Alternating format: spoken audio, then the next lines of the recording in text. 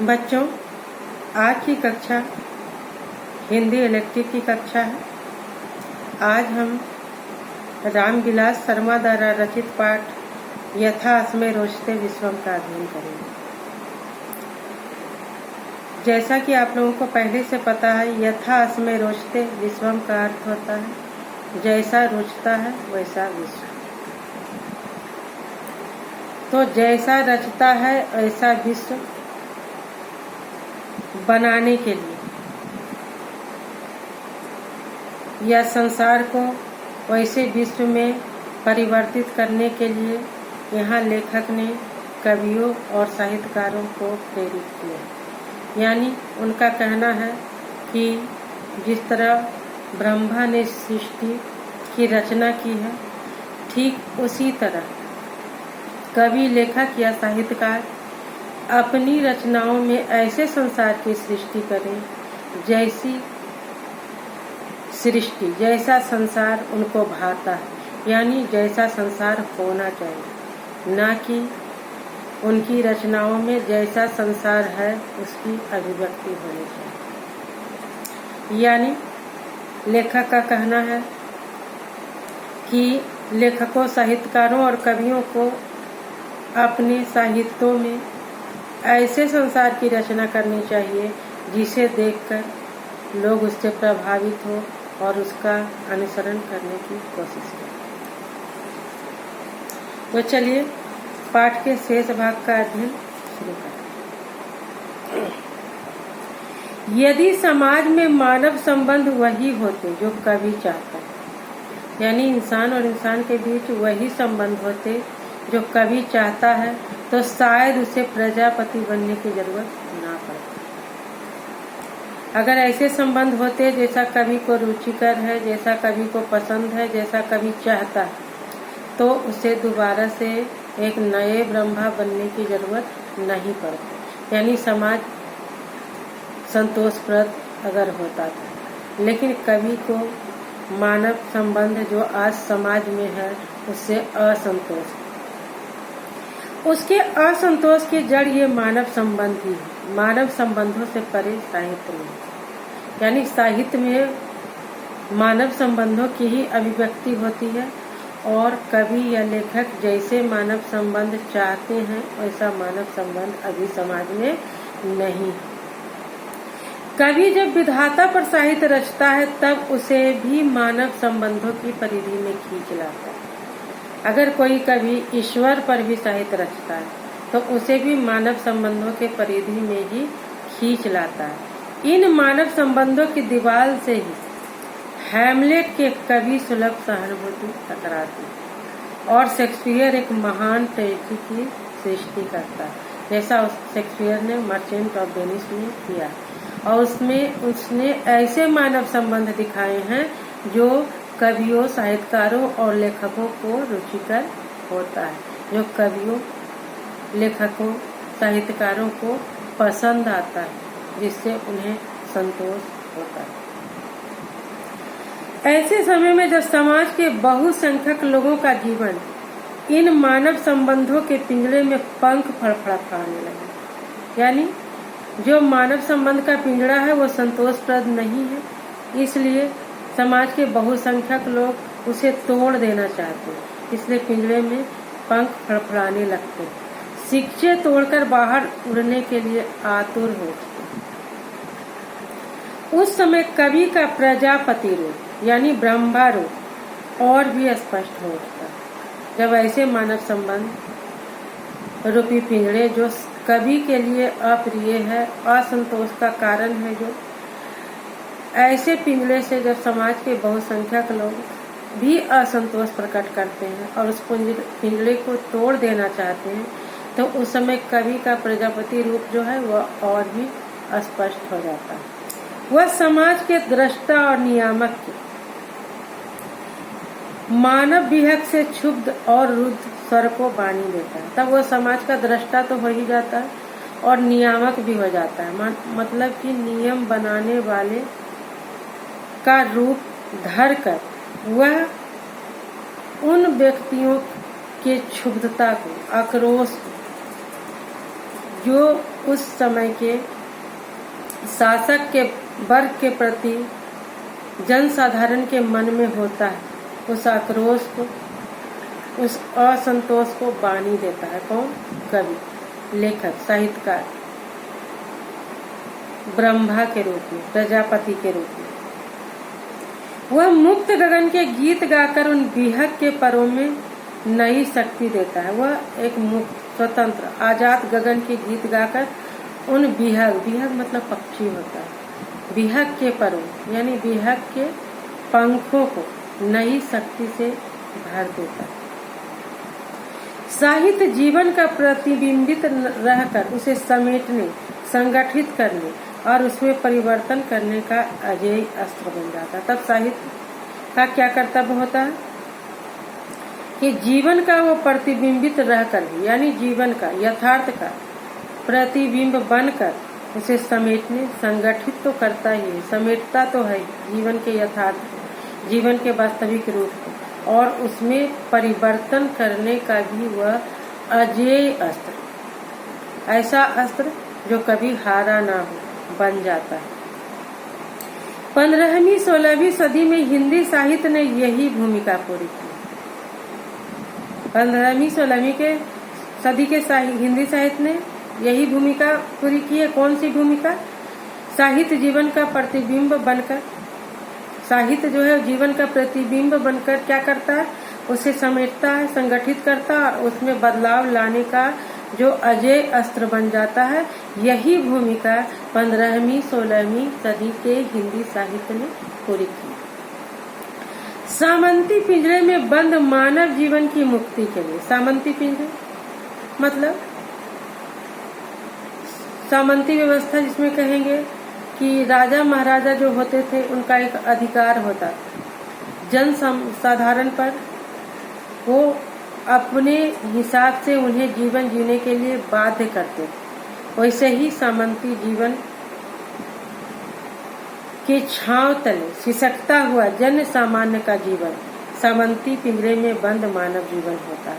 उसी की मुक्ति के लिए उसने वर्ण, धर्म और के शिक्षों पर प्रहार किया। धर्म और वर्ण, उस समय आदमी धर्म के भी बेड़ियों में जकड़ा हुआ था और वर्ण के भी बेड़ियों में जकड़ा हुआ था। कश्मीरी ललदद, पंजाबी नानक, हिंदी सूर तुलसी मीरा कबीर, बंगाली चंडीदास, तमिल तिरुवल्लुवर आदि आदि गायकों यानी कवियों ने आगे पीछे समूचे भारत में उस जीर्ण मानव संबंध, जीर्ण मतलब छत बिछत, टूटा फूटा मानव संबंध था, जिसमें क्या क्या था? वर्ण प्रथा थी, जाति प्रथा थी, धर्म भी था।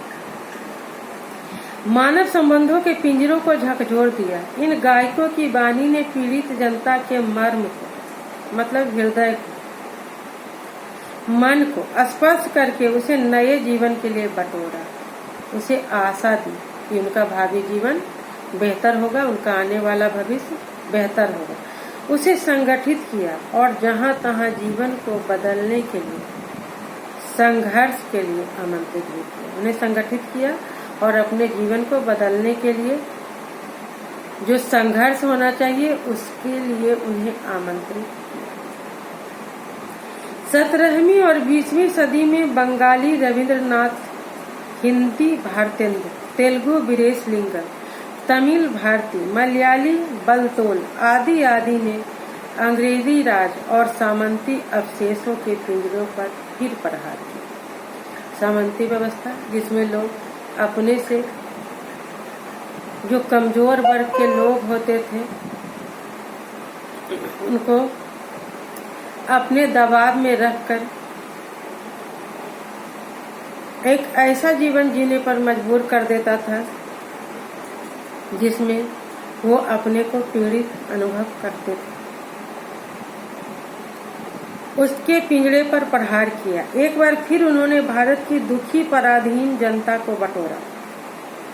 तब भारत आजाद नहीं हुआ था, इसलिए उन्होंने भारत की दुखी और पराधीन मतलब गुलाम जनता को बटोरा, उसे संगठित किया, उनकी मनोवृत्ति बदली यानी उनके विचार बदले, उसे सुखी, स्वाधीन, स्वाधीन मतलब आजाद जीवन की तरफ बढ़ने के लिए उत्साहित किया, प्रोत्साहित किया, प्रेरित किया। साहित्य का पंचजन। समर भूमि में उदासीनता का राग नहीं सुनाता। साहित्य का पांच जन श्री कृष्ण के शंख को कहा जाता है। तो साहित्य का जो शंख है वह समर भूमि में मतलब युद्ध भूमि में उदासीनता का राग नहीं सुनाता, तटस्थता का राग नहीं सुनाता।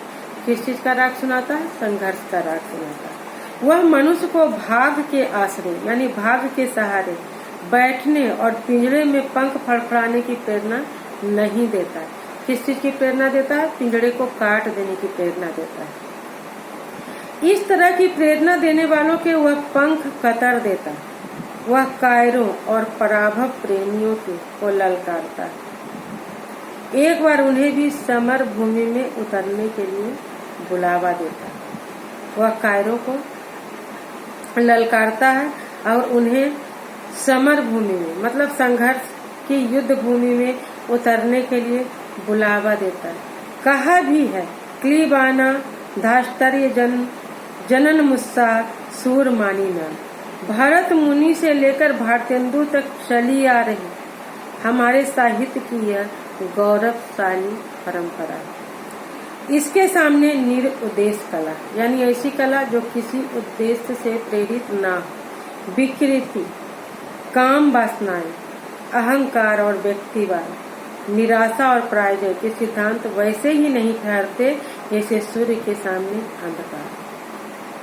जो हमारे साहित्य की गौरवशाली परंपरा रही है, जो भरत मुनि से लेकर भारतेंदु तक चली आई है, उसके सामने निरुद्देश्य कला ऐसी कला जो बिना उद्देश्य की हो, विकृति काम वासनाएं विकृत काम वासना का रूप, अहंकार और व्यक्तिवाद, निराशा और पराजय के सिद्धांत वैसे ही नहीं ठहरते जैसे सूर्य के सामने अंधकार। अभी भी मानव संबंधों के पिंजरे में भारतीय जीवन बेहद बंदी। भारतीय जीवन की तुलना उन्होंने किससे की? बंदी पक्षी से की। बोलता है अभी भी ऐसे मानव संबंध के पिंजरे हैं जिसमें भारतीय जीवन रूपी पक्षी जो है वो बंदी यानी कैदी। मुक्त गगन में उड़ान भरने के लिए वह व्याकुल है, लेकिन आज भारतीय जनजीवन संगठित प्रहार करके एक के बाद एक पिंजरे की तीलियां तोड़ रहा है। आज भी ऐसे मानव संबंध है जिसमें भारत जीवन एक बंदी पक्षी की तरह है और मुक्त गगन में उड़ान भरने के लिए वह व्याकुल भी है, लेकिन आज भारतीय जनजीवन संगठित प्रहार करके एक के बाद एक पिंजरे की तीलियां तोड़ रहा है। ऐसे पिंजरे की तीलियां जिसमें वर्ण व्यवस्था है, धर्म व्यवस्था है, जाति व्यवस्था है और सामंती व्यवस्था का भी बदला रूप है, उसके पिंजरे की तीलियां वो तोड़ रहा है। धिक्कार है उन्हें जो तीलियां तोड़ने के बदले उन्हें मजबूर कर रहे हैं। ऐसे कुछ मुट्ठी भर जो लोग हैं जो उन्हें तीलियां तोड़ने के बदले, उन तीलियों को तोड़ने के बदले उन्हें मजबूत कर रहे हैं। ऐसे लोगों पर लेखक ऐसे लोगों को धिक्कारता है जो भारत भूमि में जन्म लेकर और साहित्यकार होने का दंभ करके होने का वो दंभ करता है, उसके बाद भी मानव मुक्ति के गीत गाकर भारतीय जन को पराधीनता और पराभव का पाठ पढ़ाता है। ऐसे लोगों को वह धिक्कारता है जो साहित्यकार होने का दंभ तो भरता है, मानव मुक्ति के गीत भी गाता है, पर भारतीय जन को पराधीनता और पराभव का पाठ पढ़ाता है। ये दृष्टा नहीं है, उनकी आंखें अतीत की, यानी वह भविष्य को देखने वाले दृष्टा नहीं है, बल्कि उनकी आंखें अतीत की ओर। जैसा हमारा अतीत रहा उसी के अनुसार लोगों को जीने की प्रेरणा देते, यानी गुलामी में जीने की प्रेरणा देते। ये सृष्टा नहीं, यानी ये रचनाकार नहीं। इनके दर्पण में इन्हीं की अहमवादी विकृतियां दिखाई देती हैं। इनका जो साहित्य रूपी दर्पण है उसमें इन्हीं का अहंकार भरी विकृतियां दिखाई देती हैं। लेकिन जिन्हें इस देश की धरती से प्यार, ये सब कुछ लेखक साहित्यकारों को प्रेरित करने के लिए कह रहा है, क्योंकि उसने उसे दूसरे ब्रह्मा की उपाधि दी है। लेकिन जिन्हें इस देश की धरती से प्यार है, इन धरती पर बसने वालों से स्नेह है, जो साहित्य को युगांतरकारी भूमिका समझते हैं, साहित्य को जो युगों में परिवर्तन लाने वाले की भूमिका समझते हैं, वे आगे बढ़ गए। उनका साहित्य जनता का रोष और असंतोष प्रकट करता है। उनका साहित्य जनता में जो शासक वर्ग के प्रति रोष है, असंतोष है, क्षोभ है, उसे प्रकट करता है। उसमें आत्मविश्वास और दृढ़ता देता है। उनके अंदर क्या करता है? आत्मविश्वास पैदा करता है और अपने संघर्ष के प्रति उनमें एक तरह की दृढ़ भावना को भरता है। उनकी रुचि जनता की रुचि से मेल खाती है। ऐसे साहित्यकारों की रुचि जो होती है, जो सृष्टा होते हैं, जो दूसरे प्रजापति का रूप होते हैं, उनकी रुचि जनता की रुचि से मेल खाती है। यानी जनता क्या चाहता है और कवि उसे बताता है कि इस विश्व को किस दिशा में परिवर्तित करना है, इस संसार को कैसा बदलना है, इस संसार को कैसे संसार में बदल देना है। प्रजापति की अपनी भूमिका भूलकर कवि दर्पण दिखाने वाला ही रह जाता है। ऐसे समय में क्या होता है? वह प्रजापति की अपनी भूमिका को भूल जाता है और कवि दर्पण दिखाने वाला रह जाता है। यानी कि तुम कैसा समाज चाहते हो, वैसा समाज होना चाहिए और यह समाज कैसा है और इसमें क्या क्या बुराई है। वह ऐसा नकलची बन जाता है जिसकी अपनी कोई असलियत ना हो। कवि का व्यक्तित्व पूरे वेग से तभी निखरता है जब वह समर्थ रूप से परिवर्तन चाहने वाली जनता के आगे कवि पुरोहित की तरह बढ़ता है। कहता है कवि का व्यक्तित्व पूरे वेग से तभी निखरता है, जो कवि का कर्तव्य होना चाहिए, कवि का जो व्यक्तित्व होना चाहिए, उसके हिसाब से उसका व्यक्तित्व तभी निखरता है पूरे वेग से जब वह समर्थ रूप से परिवर्तन चाहने वाली जनता के आगे कवि पुरोहित की तरह बढ़ता है। यानी वो आगे आगे, जनता पीछे पीछे। इसी परंपरा को अपनाने से हिंदी साहित्य क्या होगा? उन्नत होगा और समृद्ध होकर हमारे जातीय सम्मान की रक्षा कर सकेगा। यानी कवि के हिसाब से साहित्य में ये सब गुण होने चाहिए ताकि जनता उसके माध्यम से संघर्ष कर सके, उसका अनुकरण कर सके और कवि को भी ऐसे साहित्य की रचना करना चाहिए जो जनता के रुचि से मेल खाती है। ये थे यथासमय रुचते विश्व पाठ की बात।